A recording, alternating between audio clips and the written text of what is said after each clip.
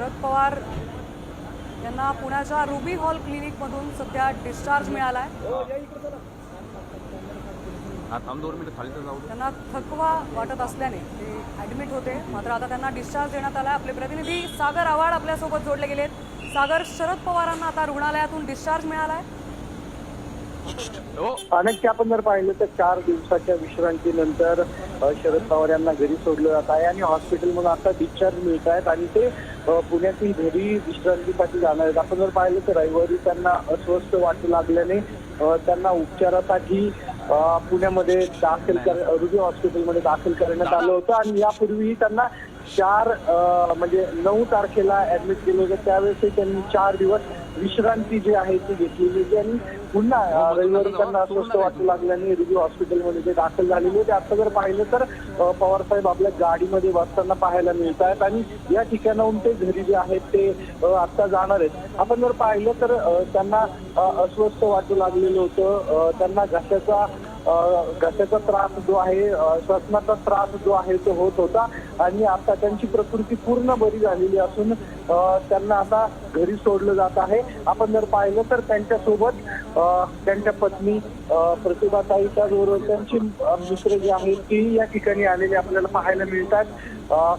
विठ्ठल मणियार पण या ठिकाणी होते आणि आता पवार जे आहेत गाडीमध्ये बसतायत आणि या ठिकाणाहून ते घरी जातात। आपण जर पाहू शकतो की त्यांच्यावरती रुबी हॉस्पिटलमध्ये डॉक्टर ग्रँट यांच्या मार्गदर्शनाखाली, त्याचबरोबर अभिजित लोढा यांच्या निरीक्षणाखाली उपचार सुरू होते।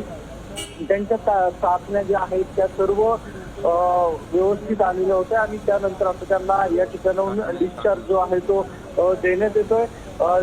सर्व तपासण्या ज्या आहेत त्या करण्यात आलेल्या आहेत, सर्व रिपोर्ट जे आहेत ते नॉर्मल आलेले आहेत आणि त्या सर्व तपासण्यानंतर प्रशासनाने रुबी प्रशासन किंवा हॉस्पिटल जे आहेत त्यांनी आता त्यांना डिस्चार्ज दिलेला आहे आणि आता पवार घरी निघतात।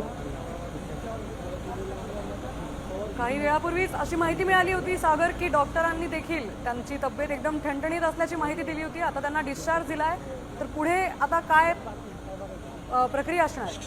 आपण जर पाहिलं तर त्यांची तब्येत एकदम ठणठणीत आहे आणि आताही आपण जर पाहिलं तर व्हीलचेअरवरून त्यांना आणण्यात आलेलं होतं आणि स्वतः पवार साहेब व्हीलचेअरवरून उठलेले पाहिले आणि गाडीमध्ये स्वतः बसलेले आहेत आणि आता प्रतिभा काकी म्हणजे त्यांच्या पत्नी जे आहेत तेही गाडीमध्ये बसलेले आहेत आणि आता ते त्यांच्या घरी निघतायत। त्यामुळे त्यांनी या ठिकाणी असणारे डॉक्टर आहेत त्यांचे आभार मानलेले आहेत आणि आता पवार त्याचबरोबर त्यांचा जो पूर्ण स्टाफ आहे तो या ठिकाणाहून आता घराच्या दिशेने जाताना आपल्याला पाहायला मिळतं।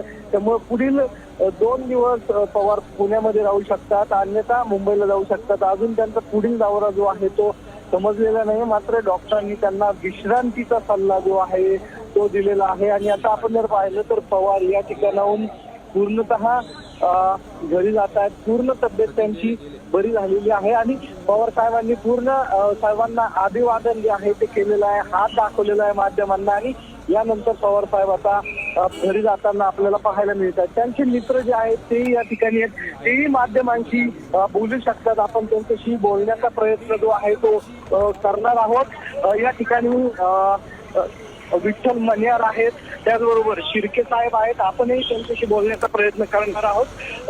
अतुल चोरडे आहेत आणि सर्व मित्र जे आहेत ते या ठिकाणी आले। पवार साहेबांना आता डिस्चार्ज जो आहे तो दिला आहे।